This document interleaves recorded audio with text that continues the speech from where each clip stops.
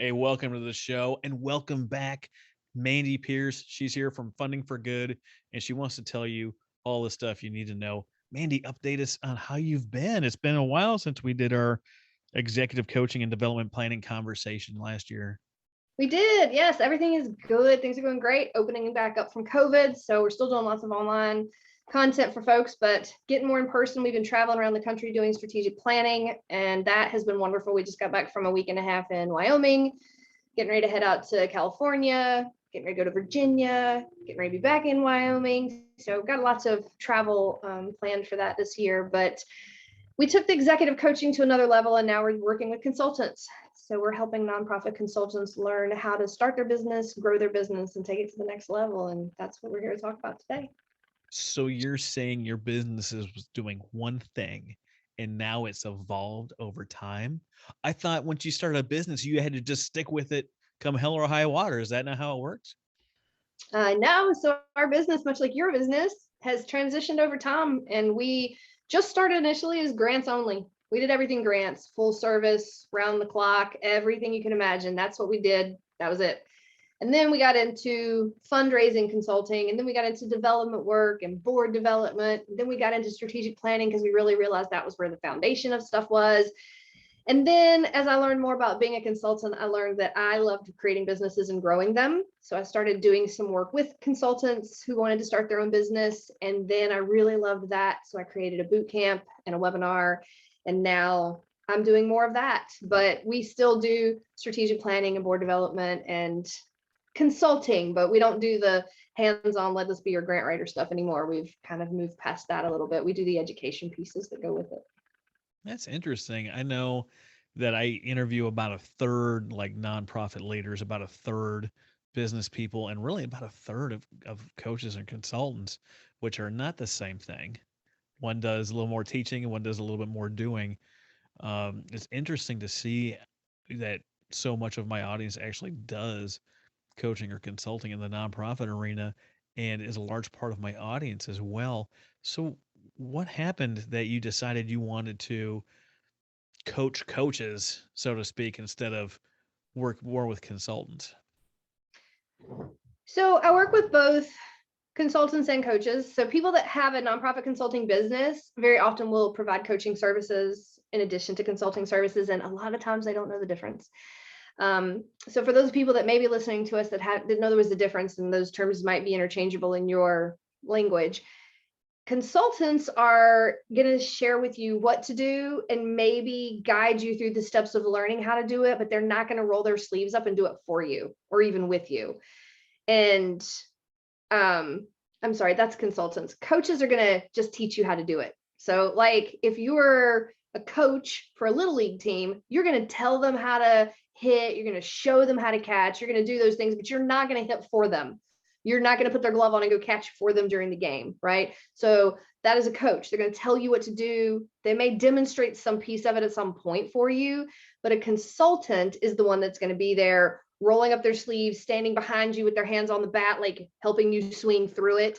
That is the consultant. They are going to roll the sleeves and do the work with you. I like to coach and consult with people who want to start a business, people who have started a business, or people who want to take a business to the next level. It's my opportunity to work with a different mindset. It's a for-profit mindset, and it's folks who have control over their own business. When I work with folks in the nonprofit world, as we all know, they have a board of directors, which is a lot of bosses. They can't make just decisions on the fly by themselves most of the time. They have a lot of different red tape to go through. So it's a different type of work. It's a different type of structure. And I really love the structure of working with business owners. So while nonprofits are small businesses, it's not the same as an LLC or an S Corp or a DBA. And so it just gives me a different perspective to help people learn a lot of the things that you and I have learned over time and teach them how to do things easier, because I learned a lot of stuff the hard way. You probably did too. And I don't want people to have to make those mistakes to get to the point where I am, right? I had a coach when I first started that probably helped me get where I got a whole lot quicker. And I think a lot of people don't feel like they have the dollars to invest or the time to invest in hiring a coach, but they don't realize how much more quickly they're going to be successful and how their revenue streams will grow more quickly if they have a coach to help them get there. Yeah, how fast do you want your revenue stream to grow? Do you want to take 8 years to get to that point, or do you want to figure it out in 8 months and get there, get that thing up and running, growing, and bringing in those dollars so you can quit your day job? How do you? I When mean, did you how, decide you wanted to start your own business? I never asked you that. um, I really like sharing my knowledge and the things that I've learned with people as much as possible. And I started helping people with finances more than a decade ago. And someone's like, "You're doing great. And you've saved what for how many people?" I was like, "Well, I've helped 400 people pay off $6 million in debt." And they were like, "That sounds something like worth getting paid for if you're providing that much value." And I was like, interesting. And I started doing some reading and some different things like that because I was, in the middle of my military career and I didn't grow up thinking that way. A lot of us aren't taught the things that have to do with business. So I really started learning about it and got excited. And then I realized the people that I was helping, I didn't want to charge them any money, which means they weren't my ideal client. And I changed what I was doing based a little bit on necessity and the desire to not charge those people money. And I started doing more things in the nonprofit world and I got stationed overseas. And I was like, well, how am I going to keep helping nonprofits over here? What am I going to do that's productive for my life? Help keep me out of trouble. You give me too much free time, I'm sure I'll mess it up. And the podcast became part of the conversation. And they were like, Travis, you kind of have this nice podcast voice. And I was like, "Oh, do I?" And they're like, "Oh yeah, you really do." I didn't believe them because we sound different to ourselves than what other people hear. And Yes. someone recorded me and they played it back, and I was like, "Who is that smooth operator right there?" They're like, "That's you." I'm like, "Oh, is it?" Ooh, and I got excited and started doing podcast interviews with people helping nonprofits do it better, and had a lot of fun with it. Nice. See, everybody comes to business in a different way, but everybody has a story and you can learn how to grow it. So that's what I like to help people learn. There's just so many different aspects to it. What really got me growing the business and looking to do bigger things. I was coming to the end of my Navy career. And I realized, first off, how much I love podcasting and talking to people. But I also love the fact that I can do it on whatever schedule I choose.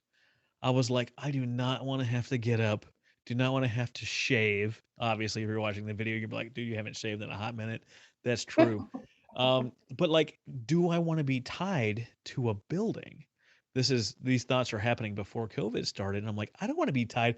I don't want to leave the military and then just trade one master for another and have to get up and go to some stupid building every day to build someone else's dream that I don't care about as much as I care about the things that I care about, just like everyone has the things that they care about.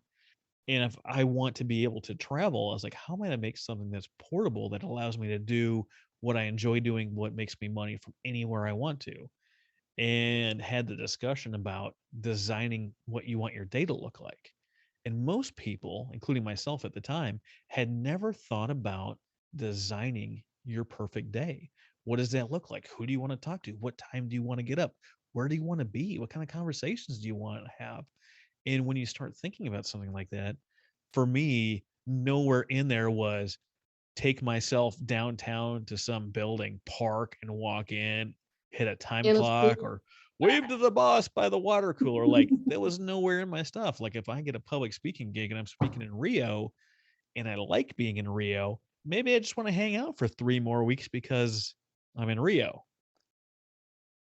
I Yep. don't want to have to be tied to all that nonsense and commuting and fortunately one of the benefits of COVID, there was a lot of bad, but there was a lot of good. People realized how to use Zoom. People realized the value of remote work. And now, because of the huge shift worldwide, it's much more acceptable to be and conduct remote work, which is very beneficial to the way I want to live my life. Yeah, I remember last year, I was trying to schedule vacation for my husband and I before he has a custom woodworking business and we do shows like juried art shows and whatnot. And so art show season starts about the end of April. And I was like, oh, I want a vacation before then because we won't have another break until November. Basically, Mm. that's all show season. And so I was trying to work my schedule around it. And I'm like, I own my own business. I can make my own schedule. So I had a couple of webinars I had to teach and a couple of interviews online that I had to do. And I said, you know what? I'm going to schedule these for, I know we'll get to the hotel at the city at 2 o'clock. So I'm going to schedule these things for 3 or 4, sit in the hotel room for an hour or two. And then the rest of the day, I've got whatever. And it really is creating the lifestyle that you want to have. And you can do that when you own your own business, as long as you can plan for it and as long as you can identify what that thing is. So it sounds like you have finally figured out what that is for you. And I love it when people get there. I'm working on it. I'm still designing and crafting it, right? Michelangelo didn't craft David. I don't know, is Michelangelo Leonardo? I can't tell. I I can't don't remember. remember. And I was All right. thinking DiCaprio. I was like Da Vinci. No, different kind of Leonardo. But when talking about creating David, they didn't create David. They just removed all the things that weren't David. And I've got a David in there, and I'm slowly chipping away at the things that are not David to build my masterpiece of what I want to have and create and do. And that's really a discovery process, right? When I started Yeah. the podcast initially, I thought, oh, this is gonna be great. I'm gonna get all these nonprofit consulting gigs. It's gonna be wonderful. Everyone's gonna love me. And I had a lot of people sign up for conversations, but the vast, vast, vast majority of those people wanted me to get on the phone for 15 minutes or 30 minutes and then ask me how to do something and then never hire me. Was that Yep. your experience? Did you find out Yes. the same thing? Yeah. So, we had to learn everything like that the hard way because I had never done it. So, you want to try to grow a mailing list. What do you offer? You offer free things on your website. You have funnels, you have lead magnets, whatever you want to call them, that you use in different places. And then occasionally you'll have this place where people can sign up for free 15-minute call. And usually you have crafted the verbiage around it to say, to learn more about how we can help you, blah, blah, blah, which in your mind is to give us money to work with you. And in their mind, it's, ooh, I can pick their brain for 15 minutes for free. And so then we'd get on all these calls and get super annoyed because we'd realize, oh, this person has no intention of hiring me, or oh, this person has no budget to hire me. They're really just looking for me to give them the answers and walk away. And so that's how we created one of our revenue streams, one of our more recent revenue streams from a couple of years ago. People can book an online consultation, but there's a fee associated with that. And it's an hour or 2 hours. And we actually do give you answers and we do help you create solutions to your problems, but we're also getting paid for our time when we do it. And that has become my way of saying my ideal client is not the 15-minute person that wants to pick my brain for free. My ideal client is the one who says, okay, I'm not sure what the answer is. I want to hear it from you. I'm going to pay you for that. And then maybe we'll work with you, but maybe that's all we need. Either way, you've paid for that service and we're both happy at the end of the day. There's been a lot of determining who the ideal audience is over the course of time. My ideal audience at one point in the business was people that want to learn grants, people that want to learn to grant write, grant research, all the things. That is not my ideal audience anymore. Do we still offer that as an education tool? Yes. Do we still have webinars people can pay for on demand to learn that? Absolutely. Did we find other ways to optimize income around that? Absolutely, because we had years and years and years of content we created. Why let it go? But now we're really moving towards foundational nonprofit work. So there's new revenue streams in the form of board development and education and strategic planning and creating development plans that help fully fund your organization and those types of things, which is a far cry from grant writing.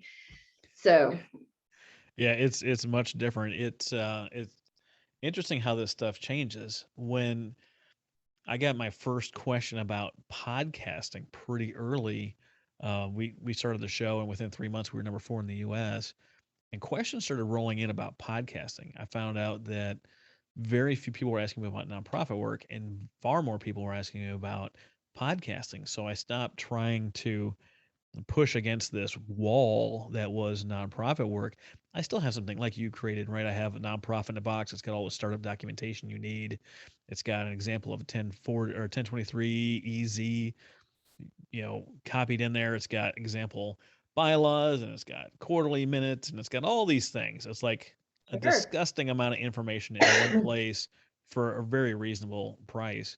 And it sits there. But like you, far long are the days where like, oh, I'd love to pick your brain over lunch. Look, if you are interested in what a consultant has to offer and you say the words pick your brain, they automatically don't want to talk to you.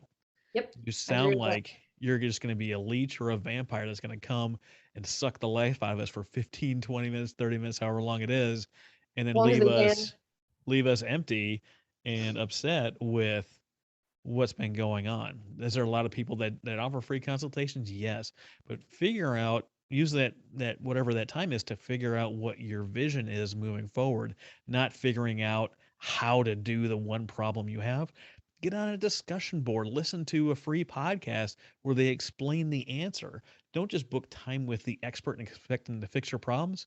Someone was like, "Yeah, man, I want to pick your brain over lunch." I sent him an invoice for $2,500 that said, "Pick your lunch" on it, and I did it kind of as a joke because I know him, but he was like, Yeah. he got upset. He was like, "What do you mean?" I was like, "Well, as upset as you are right now receiving this invoice, that's how upset I was when you asked me to pick my brain over lunch. Do you think that little of me and my business and my expertise that you think a $25 hamburger and a drink is worth my time?" So I said to someone recently who said they wanted to set up a time to ask me some questions about this or that or whatever with their board of directors.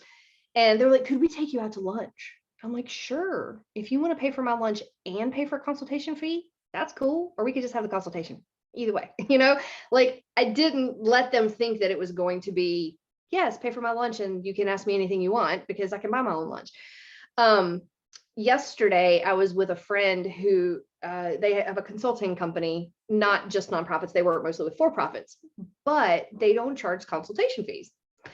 And during lunch, she and I were talking, and she's telling me about the story of this lady that she's worked with recently. 12 hours of work that she's done waiting to onboard this lady. And then it fell through. Mm-hmm. And I was like, why didn't you charge for the time? Well, we don't really charge for onboarding, and we were kind of getting to know her and doing some behind the scenes research to make sure this and that and da da da. And then it came out, it really seemed like she wasn't willing to do anything if she had to pay for it, and that she wasn't going to go forward with the this and the that. And I said, okay. She's like, but when people book, then it's a really good revenue. And I said, yeah, but let's just say it was $200 an hour. If you had charged her at least that, you'd made $2,400 for your time and she wouldn't have booked. But now you didn't charge her anything. You lost 12 hours. You didn't make anything and she didn't book.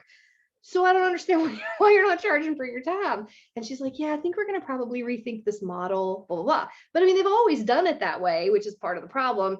Oh, And that's a cuss word, right? We've always done it this way. that's a Like if you're nonprofit listening thing to if this they're and not you know me nonprofit. and you want to get me riled up, say that because we're friends, right? But if you're listening to this and you're like, "Oh, I didn't realize I was saying that." Whatever it is that you've always done this way, chances are it got outdated years ago. Years ago. Years ago.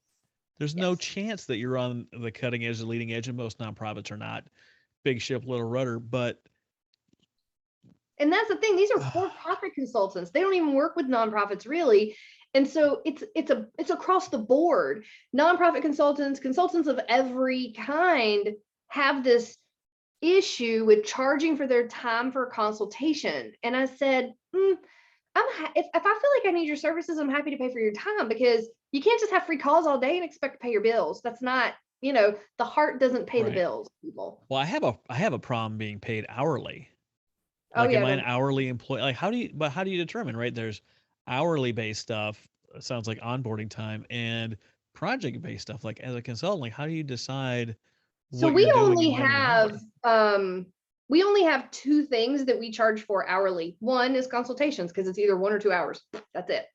And the other thing is we charge hourly for federal grant writing when we do it, which, like I said before, is much and much less than it used to be.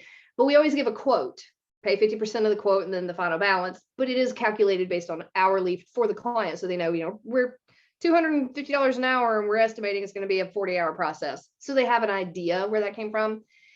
Everything else we do is project based. And this is what I mean by that. You as a consultant have to have this is what I want to make an hour in your head. You have to know, like, what are you trying to bring home an hour so you can pay your bills and put gas in your car and actually make money and put in the bank. And most people, A, don't have that, and it's not realistic when they do. But B, you have to determine, how long is it going to take me to provide this service, right? Maybe To it include is, research. yes, maybe it's a service that you know this is not going to take me more than 10 hours and your hourly fee is going to be $50. Great. You charge $500 for that service. If it takes you 8 hours, whatever. If it takes you 12 hours, you've learned from that process, right? But people that do coaching and consulting are typically having longer retainer type work. So 6 months or a year or whatever. So you have to sit down and think of all the things you're going to offer this client, how much time you're going to commit, figure out the total based on your hourly and divide it by the total of months that you're going to be working. And that's how you come up with a project-based price. I refuse to do hourly based pricing or tell people what the breakdown is of what they're paying for. And this is why. When you go to the doctor's office and you walk in, you're going to pay a fee for your visit. You're not going to pay a fee for if your visit was 10 minutes or less, or if your visit was 20 minutes or less, right? You're going to pay for your visit.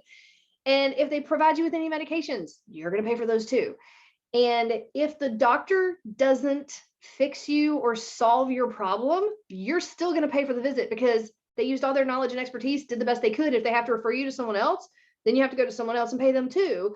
But you're paying for their expertise and their time, not for the number of minutes you were in their office. That's just how it works. What's that old story? You call emergency electrician to come in to fix your manufacturing. He's got a bill. He's like, I can fix it for you, but it's going to be $20,000. Like $20,000. We've got to get every minute this is not running. We're losing $50,000. Please, dear God, here's the $20,000. Walks in, he turns one screw, and he comes back and is like happy to take check or card. And he's like $20,000. It only took you a minute. Like, how do you even invoice that? So he wrote an invoice. He said $1 to turn the screw and $19,999 to know which screw to turn. Yeah, it's really what it is. And that's my thing when I explain people about project-based pricing. Your client is paying you for an end result or an end product. It shouldn't matter how long it takes you to get there. If they feel like the value of that is $5,000 and it takes you 5 minutes, great. And if it takes you 50 hours, great, whatever. They're not paying you for the amount of time it took you to do it. They're paying you for the knowledge of knowing how to get them to that point, right? It's like right. mechanics. And either way, it's less time than they would have taken to do it because it's outside of their zone of genius anyway. Yes. And so that's the thing that people don't understand. And a lot of times people want guarantees about work product and things like that. And I always tell people, we have this meme that we use sometime on social media. I can write your resume, but I can't get you a job. Mm-hmm. Like I can give you lots of tools to do the things you need to do, but I can't guarantee that you're going to be able to implement them and use them all 100% the way you should. But I can tell you what to do. I can tell you how to do it. And I give you the tools to do it. You still have to do the work yourself. Yeah. And I can give you the hammer. It's up to you to build the house. Yes. And that's what people very oftentimes don't understand. They're like, we want to outsource this thing, but sometimes outsourcing still means you have to be part of the process and you have to do some work. If you're trying to outsource a position, you need to hire somebody and internally have an employee on staff. So, I mean, even as a consultant, outsource people. There's things that you and I could do, like you just said earlier. You have your staff go through transcripts and clean that stuff up and make it possible for you to create blogs and great content to share with the world. You could do it. And I'm sure at one point in your career, you did do it, right? And then you're like, okay, I could do that and I'm making numbers up, but let's see, I could make $25 an hour doing that. Or I could pay someone else to do it while I am consulting with someone for $200 an hour, right? So you're paying them less than you're making and you're still making more money. So all in all, that's something you should outsource. It's not your unique brilliance anymore. You have other skill sets that are the things you should focus your energy on. So even as a consultant, there are times when you're going to need to outsource. Have a virtual assistant, have a copywriter, have a videographer, have a whatever. And so that's one of the things that we talk about with both of our nonprofit clients and nonprofit consultants is learning when to outsource. Well, how do you know what to outsource? The things that are not your unique brilliance. How do you know? Yeah. How do you know of all the things we do in a day? Yep. How do I determine of all these things what I should or should not outsource? So I tell people to get a piece of paper and write a cross on it, just an X. And in the upper left corner, you're going to put all the things that you like and you're good at. In the upper right corner, you're going to put all the things that you don't love, but you're good at, right? The bottom left, you're going to put all the things that you that you like, but you're not good at. And in the bottom right, you're going to put the things that you are Don't like good it or at. not good at. Yes, all the opposites. Yeah. And at the end, you're going to circle all the things at the top. Those are the things you're going to do. And everything at the bottom are things you're eventually, even if you can't right now today, you're eventually going to outsource, because those are not your unique brilliance. You might love to sit down and play in Canva and learn how to design, memes for your social media channel, but you might suck at it. It might, like me, I suck at it. It might take me an hour to create a meme that is mediocre, and I could send that to my design team and it would literally take them like 10 minutes and they'd send me something amazing back. Why would I spend my time on that? That's something I should outsource, even though I enjoy it, right? And then there's other things that like I don't like, and I'm not technology, not good at, don't like, will pay other people to do as much of it as I can. I have a tech guy that lives in Chicago, and he has access to all my computers all the time. And I'm like, Mike, something's broken, and he will log in and fix it for me from afar, because I don't want to learn it. I don't want to deal with it, right? Just do it, please. And then there's other things that you could outsource, but if you're good at it and you know how to do it and you like it, you should do it. Or if you're just good at it, even if you don't love it, you should just do it. Mm-hmm. And you'll learn those things over the course of time. Like, I'm sure when you started your first business, you didn't necessarily know podcasting was a thing that you were going to be amazing at, but now you do. Let's be honest. I've always had an idea that I might possibly be good at podcasting. I do like to talk. Apparently, I have a great voice, but so I went through this process that you're speaking of. I didn't do it the way you did it, but since I just recently retired from the Navy, and I've got all the dollars I want, I got to kill what I eat, right? I've got to do all the things to make sure the income is where it needs to be. I went through my list. Someone said, hey, go through all the stuff that you do in a day and in a week, and just a plus or a minus. How do you feel when you're done with the thing? Do you feel energized, ready to go, could do more? Is it well, there's a circle too, like could go either way, or is there a minus by it? When you're done with it, do you feel drained? Do you feel wore out? Do you feel whatever? And I had some things I've been doing for money and different little consulting things, and there was one recurring meeting every week that I did that I initially really enjoyed it. I don't know if I changed. I don't know if the style of meeting or how it was conducted changed. I don't know if the people changed, but the last 3 weeks it had minuses by it. Ooh. And I reached out to the guy running the show and I said, hey, I need you to look for a replacement for me. I'm not the kind of guy that leaves someone high and dry. And he's like, what changed? I was like, I went and did this evaluation of all the things in my week. And I noticed that I had put a minus by it. And I thought back about it every time after this meeting, even though it's just about an hour. I feel completely drained. I don't feel like it adds value to my life. Like it doesn't energize me. And I'm not going to I refuse to spend my time doing things that drain me. I did the same thing with the people in my life last year. How do I feel when their name pops up on my phone? How do I feel when I come across their posts on social media? Like when I'm done talking to this person, do I feel energized, ready to go? I can take on the world. Oh man, me and Mandy had so many ideas. We're going to write this down and we're going to build the next big thing. Or do I see Mandy come up and I'm like, oh man, oh, Right. Mandy, do I even want to spend? I don't feel that way about Mandy, but you have to evaluate the things in your life, whether it's business specifically. You make the cross and you have like good, like not good, don't like but good, don't like, don't not good at. Like no matter how you decide it, you have to know, was it like Marie Kanto, like, does it give me joy? If not, let it go. Whatever the thing is for you, we have to reevaluate, because eventually, just like stuff in the house, we collect tasks, we collect meetings, we collect people. And just because we've collected them doesn't mean they bring us joy or value, doesn't mean they're worth our time, energy, or effort, or our emotional state. Whatever the thing is, you need to evaluate it. Like, do you need more of it? Does it kind of whatever, or does it really drain the life out of you and you need to dump it? And I sometimes, love that evaluation process. And I think I may start using that a little bit, because really when I do that unique brilliance exercise, it's just for work stuff, but you could do it for anything, I guess. This past year, I'm a little like not clinically diagnosed OCD, but like I'm a super neat freak. And I like for everything to be clean all the time. And I just can't get to it all. Like we don't have a big house, but still, like if it's gonna be clean, like I think things should be clean, it's a lot of freaking work.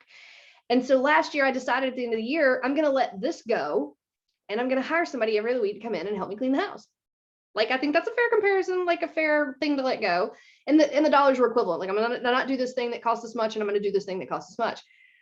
And I gotta tell you, since the first day that I had this lady helping me out, I was like, oh my God, I don't have to worry about the house not being clean or figuring out how to schedule 6 hours into my week just to do it or whatever. And like it's clean all the time and I'm not stressed out about it, even with two dogs that live inside with us. It has made the biggest difference in my life. Now, when I'm retired and I have all the time in the world, I'll go back to cleaning my own house. No big deal. But it just like it made me happier and gives me extra hours to just like sit and be a person without being like I'm going 12 to 15 hours a day and I don't have time to live a life, which I think is a huge problem for most people these days. I'm like I just want more hours in my day, and it made Yeah. me happy. Yeah. It's the difference between being busy and then having time dedicated to peace of mind. I Like think reading a busy is a magazine, just terrible want to read. thing. My mom gave me a subscription to Our State for Christmas, and it had a note on it that said, "When this comes every month, I want you to take time to read it every month." I have What three is sitting our on my state? desk. What It's is like it? a North Carolina state focused magazine with articles about places and people and restaurants and all the things North Carolina. Sponsored by Cheerwine. Tier one's usually in it. Yeah. But my thing is, like, I have three on my desk and I haven't read them yet. And I'm like, I see them every day and I think about that. And I'm like, why can I not schedule enough time to read these stinking magazines? I enjoy it. It makes me happy. I They're in love the it. wrong room. Just crazy. They're in the wrong room. They got to be in the toilet room. They're in the room I spend the most time in. But you're spending I time in there doing specific things. know it sucks, man. Right. And I have one that I started because I had a whole day off a couple weeks ago, and I got like 7 pages in, and that's as far as I've made it. It's just, you know. But what's the reason to even read the magazine? Is it because mom said? No, I love the magazine, which is why she got it for me. So what's holding you back? Yeah, I just haven't made the time to do it. I got plain and simple. Haven't prioritized it?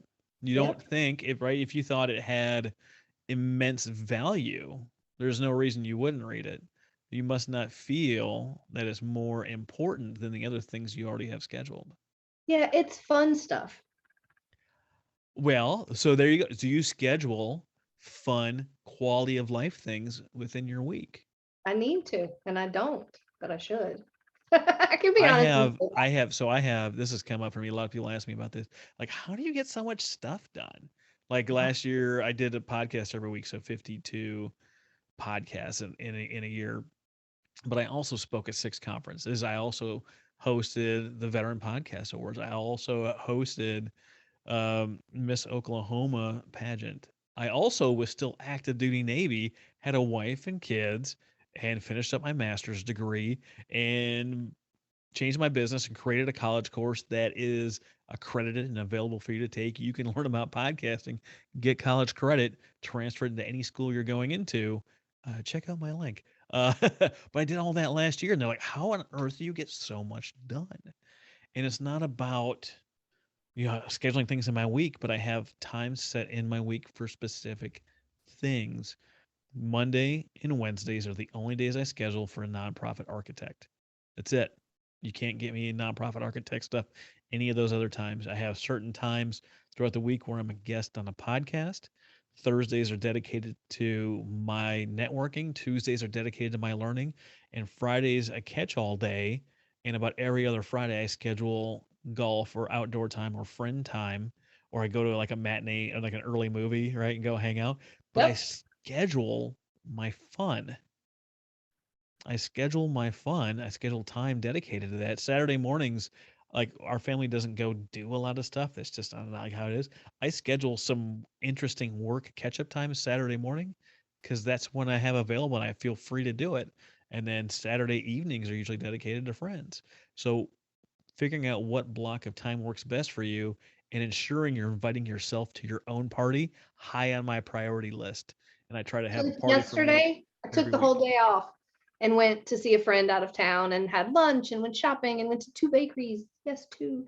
Like, so I schedule those types of things, but those are the things I schedule. I don't typically schedule the let me sit down and read a magazine stuff.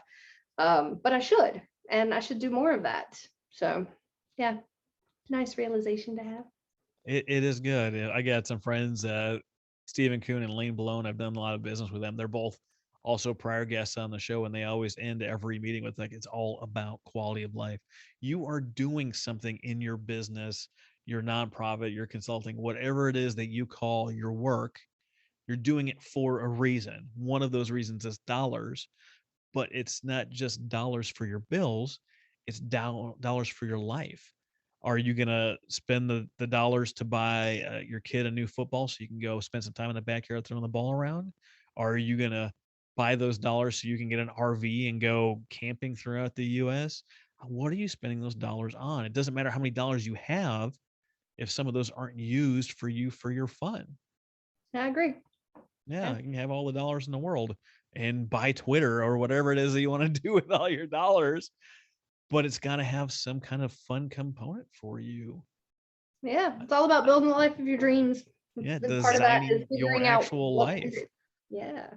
But you've changed businesses, right? Not businesses, but your business has transformed over time. It How do you has. determine who it is you want to work with? How do you even know? So, initially it was anybody that wanted to pay me, just straight up. That That's was how how it everyone started. feels. Like if they're Right. willing to give them money, I'm willing to talk to them. Yeah.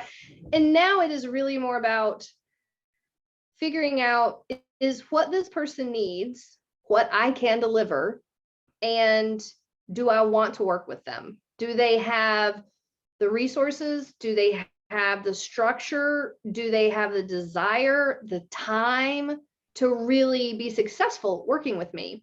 And I've turned people away and said, you know what, I'm happy to take your money, but I don't think that this is what you need right now. I don't think that this is where you need to start. And I'm very honest with people about that because I'm finally at a place in my career, and I have been for a while, where I don't have to take every client that comes through the door. And that feels good to be able to say, yeah, I really appreciate it, but I'm not interested in that right now, or that's not what we do, or we used to do that, but we don't anymore. And so, being able to say to people, we're not interested in being your full-time grant writer. I say that all the time because we are expert grant writers and we do create templates and help people with their grant processes, but that's not what we do anymore. And I have other consultants I'm happy to refer you to, but that's not us.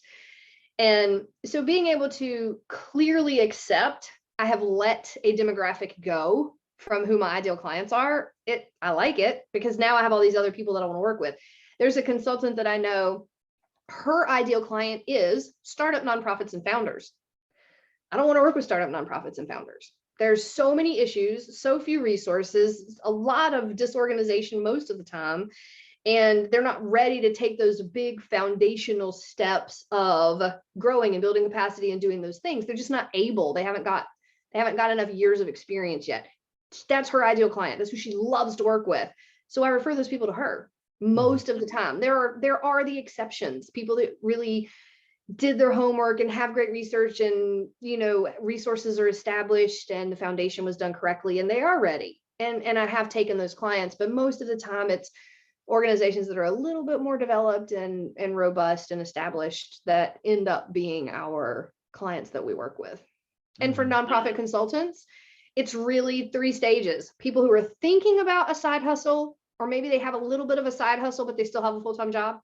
People that have a side hustle they're ready to go full-time with, like, okay, I'm working 2 full-time jobs right now. I just have to choose, and they're ready to take that step. And then people who are in a full-time consulting company running their business that want to make more money, create new revenue streams, go from hourly to project-based pricing, like taking all those next big steps, growing an email list, creating some passive income. Those are the people that I love to work with for my nonprofit consulting work. Yeah, no, absolutely. And when I think of who I want to work with, the things that I really think about is the available resources. Like, can they pay me? And it's not that there's a consultant out there for every budget, and I want the people that are ready to take action today, that are going to show up, that are going to put their money where their mouth is, not because I think I'm worth so much or this, that, and the other. Like, what I mean by that payment is they are understanding the expertise that they need in their lives and in their business, or whatever that might look like, and they know they don't have it and they have to pay to get to that point. And people are like, "Oh, that just sounds so weird." I'm like, "Did you pay to go to college? You Well, understand they had the expertise and most the yeah, resources. You paid most them of to go us to have college." created resources for the people who don't want to pay or never going to pay or don't feel like they can pay, right? We have podcasts, those are free. We have blogs, we have videos on YouTube channels, we have um, downloads, we have free templates, we have all these things. And that's where you go when you don't want to pay for something. You use the free resources. And when you want someone to help you be successful, to walk you through it, to be there to answer your questions, and to also be your resource, that's when you outsource to someone, or when you hire a consultant or a contractor or a coach. And so, yeah, we direct people to all those free resources, and we don't let those go away, because we want to support the people who don't feel like they're there yet. But when you feel like you're there and you're ready, that's when you and I come in and we're like, all Mhm. right, let's make this happen. Let's do it. Yeah, you don't show up McDonald's to work and expect to just volunteer your time. You Yeah. expect to get paid. Not That's how in it goes. hamburgers. Yeah. So I look at available resources, mindset, and capacity. Capacity might be time, that might be resources, that might be a team. Mindset, I made this decision last year.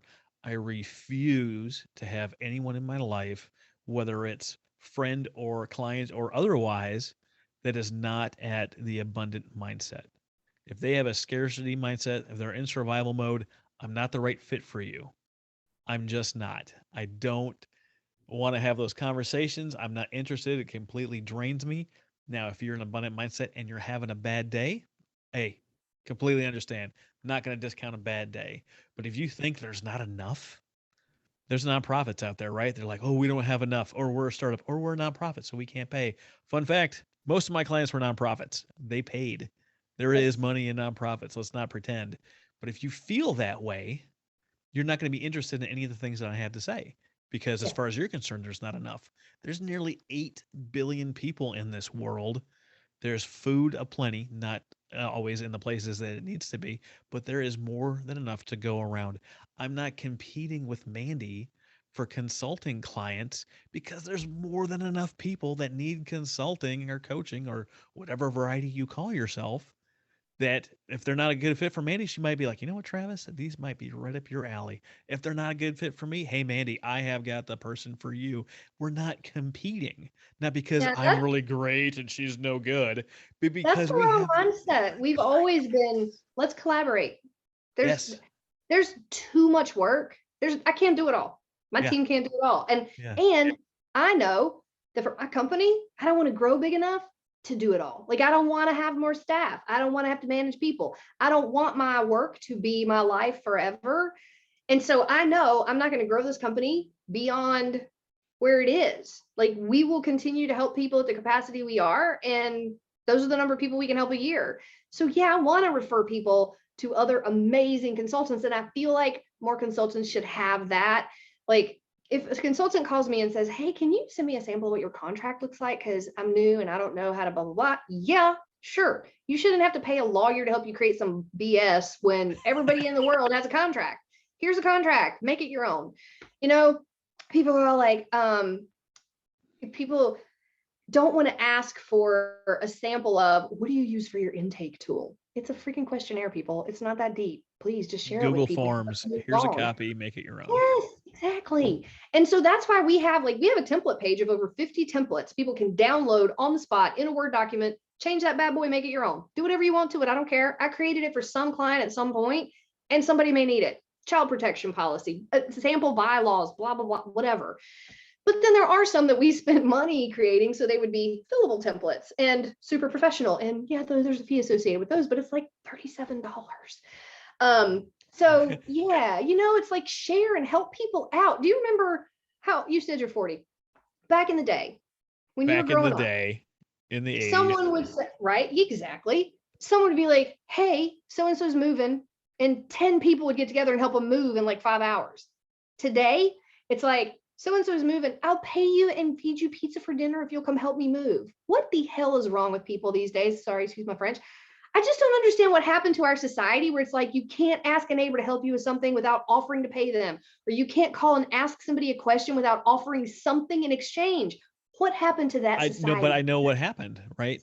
As people, as individuals, I'm willing to help people. People ask me for help all the time. Help different than asking me for business stuff, right? Willing Right, to right. help Yeah, yeah, I'm talking all the about time, right? yes, I'm okay with helping people. But what happens when I need help? Am I not okay asking for help? right. What the heck happened here, right? It's okay for you to bless people in your sphere, but are you saying it's not okay for people to bless you? And when I Right. say that to people, they are completely floored and like, I never looked at it that way. I was like, Yeah, didn't you watch so and so's dog for the week last week? Yeah, I was so glad I could help. Wouldn't they be so glad to help they can you help this you. I week? have that conversation with my husband all the time. So he's Latino and like he just doesn't want to ask anybody for anything, you know? And I'm like, baby, how many people have you let borrow your trailer to move or to haul stuff or to do this or do that? Well, yeah, but I mean, we already have that. Exactly. So you're asking them to do something that you need help with that's going to take an hour. Don't you think they'd want to be able to help you? I don't want to impose and blah, blah, blah, blah, whatever. Like, What? I'm the first person Look, to call and be like, hey, I need we help with this. can't Can do you it help me with alone. this? Nah. We can't do it alone. And someone told me they're like I can do it myself. I can't think of a single thing that I have or that I have done that I needed anyone else for. I said, perfect. Where's the cotton field that you own, that you grow and cultivate the cotton to spin it into the thread to weave the shirt that you're wearing? Well, that's not what I mean. BS, man. It's not it at all. Everyone has to use, everyone else use. Don't take that out of context. We all need things from other people, whether it's the need, the want, the share, the whatever level it is. I didn't engineer, you might be surprised. I did not engineer and create this microphone stand. I didn't do it. Someone else did it. Someone used their expertise, their zone of genius. I said, here's my dollars. Give me the thing that you're magical at. Please, dear God, I can't do it on my own. Yeah.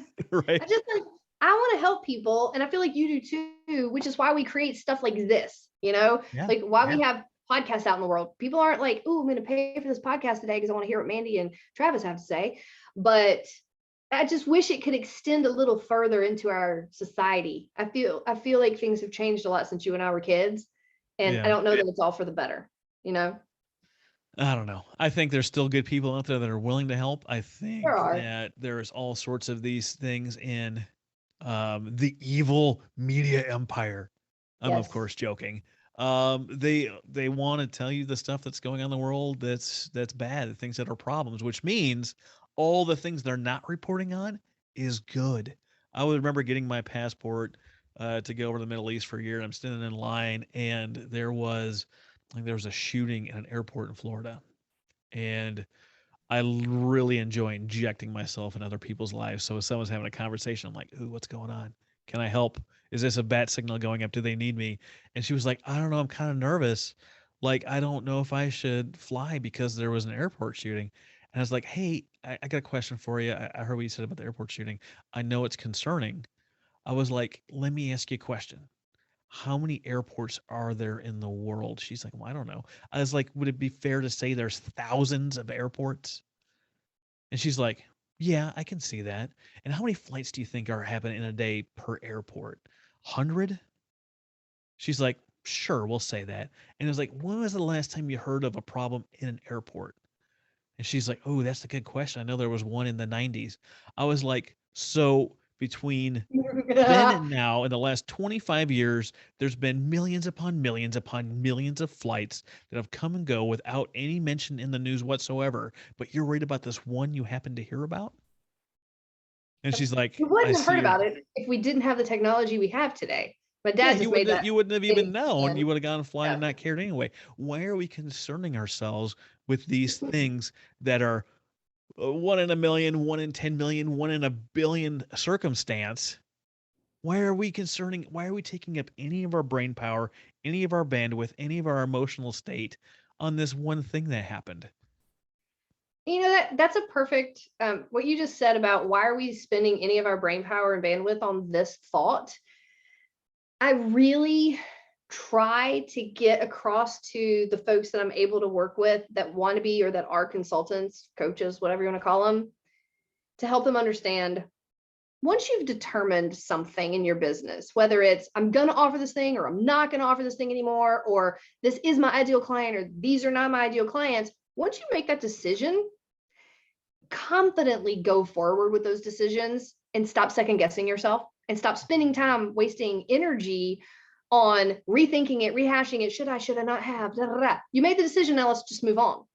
Because if not, you're never going to move forward in your business. You're just going to spend time spinning your wheels when you could actually be helping someone or making If I money. could go back to that time, I would have made a different decision. No, you wouldn't have. Do you know how I know? Because you had all the information you had, and that's what you Yep. decided. Yep. Knowing what you know now, you would have made a Good different point. decision. But going back, you wouldn't have, because that's the decision you made with all your capacity, with all your intelligence, with all your experience, with all the people you asked, all the consultation that you had. That was the best decision for you at the time. Yep. Did it not work out the way you wanted to? True. And now you know that piece of information. So going forward, you're going to make more informed decisions. And if you have a Yep. podcast, you're going to share a more informed view and be like, you know what? When I did this last year, I was promoting this, that, and the other. And boy, was I wrong. I Yeah. sucked. I didn't have the experience I needed to move forward. But now I know. Now I've got the secret, and I'm here today to share it with you. Yep. Yeah. And that's, one of my clients said to me, we don't hire you as our consultant because you have all the answers. We hire you, and I've been working with them for 4 years. We hire you as our consultant because if you don't have the answers, we know that you have the resources to find them for us. Yes. So It's not about the nonprofits, answer. The answer is not it, the solution. yes, The you're just journey a towards the resource. answer. Yeah. The And journey we're towards the resources. answer. Yeah. Yes. Oh my God. I like it. And for those people who want to learn more about nonprofit consulting, we are hosting a nonprofit consulting conference August 25th and 26th, 2022, depending on when you're listening to this podcast. So Travis is going to put in the notes, nonprofitconsultingconference.com, because that's a super complicated website.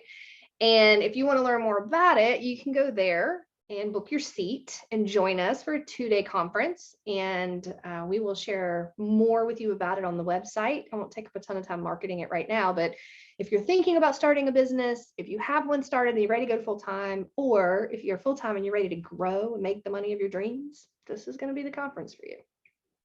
I'm excited. I can't wait for August. Uh, I don't know if you guys know this, but I have a little bit in to be one of those speakers. It may or may not happen. I don't know what life's going to bring my way, but you might just find that I'm up there speaking about ways to build passive income in your business, how to make money off the clock. Active hours is BS. You want active hours? Be a lawyer. Charge for every waking moment of your life. You want to make money when you sleep? Check out how to make money passively and wake up with money in your bank account that you didn't have when you went to sleep. Exactly. It's the best feeling, truly. And I'm going to be talking all about how to go from hourly to project-based pricing and what you need to know to put in your contracts to make that happen. So it's going to be awesome. Well, Travis, thank you so much for having me today. This has been awesome. I always enjoy having conversations with you, and so happy to have you back on the show again. Check out Mandy's upcoming August 22 conference, nonprofitconsultingconference.com. Thank you very much.